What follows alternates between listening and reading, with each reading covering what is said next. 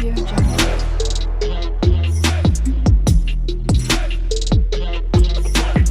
Audio Jungle.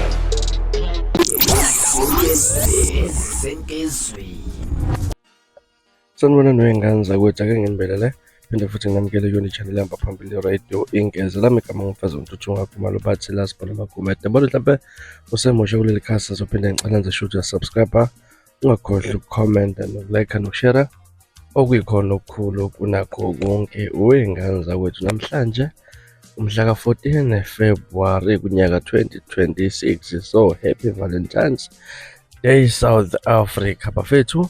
Laphana izindaba ezihamba phambili kusekhumbuleke namhlanje usuku olukhulu kabi laphana esizweni sakaTembe eMangozi.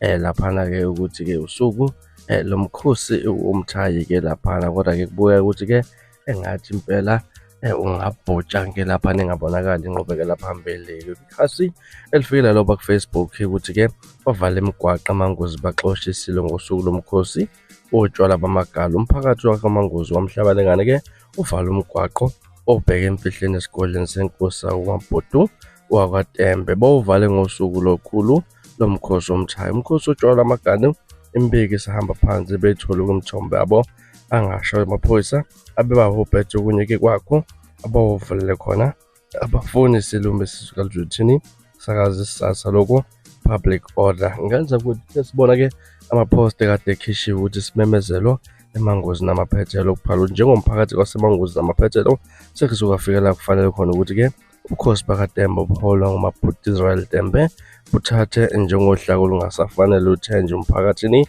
Umphakathi uzamile ulandele yonke imigudu efanele ukuthi-ke ube nokubambisa ekudluliseni-ke isimo esingesihle. Lapho umphakathi uzothola ukuxhatshazwa ubukhosi bakaTembe Traditional Authority, uMabhudu useveze obalo ukuthi-ke uyinkosi engenalo iqiniso, inkosi enganazwelo esizweni, inkosi engenaqiniso ayikwazi ukukhola isizwe ngeqiniso, kanti-ke nesizwe sikwazi ukuvumela ukuhola ubukhosi obungenalo iqiniso-ke laphana. Njengalezi zizathu-ke nakho kufanele-ke ukuthi ekwenzeke laphana. uMabhudu Israel Tembe kanye nesigungu sakhe kufanele behle ezikhundleni zabo kuze kutholakala isixazululo esobambisana ezifunu zomphakathi.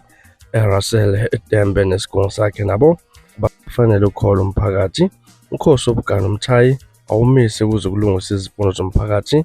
Umnyango ofanele uzobhalelwa ukuthi uvele ekuxhasweni komthayi kuze kufezekise izifundo zesizwe. Umnyango kaNonankulu esifundazwe i-KZN uThami Ntuli uzobhelela naye echazela umphakathi waseMangozi namaphethelo ukuthi-ke umi kuphi ngophenyo mayelana nezikhalo zomphakathi ngaphansi kwaTembe Authority. Uma naye ekhombisa ukuchema uzothatha ezinye izinyathelo ezifanele. Iziduna esazoqhubeka nokuhlaleka emphakathini nazo zizofaka ohlwini lophenyo. Ngenza ukuthi izona imfuno ezidingakalayo njengoba-ke kubonakala kunanesiteleka endaweni yaseMangozi, kodwa solokhu nithatha ukuthuka nokuhlala kwalolu daba sizwe ukuthi kwenzakaleni mayelana nomkhosi wamagana. Mhlawumbe kuthina kokupha lolu daba njalo comment section-ke ngizwe ukuthi lithini lwakho uva lolu daba. From la sibona ngane zakwethu ngiphuma njena ngithembisa uyabuya futhi nezinye izindaba ezilandelayo kwivideo elandelayo. Wakho ukusubscribe neziphatha kahle nibe nosuku lomnandi.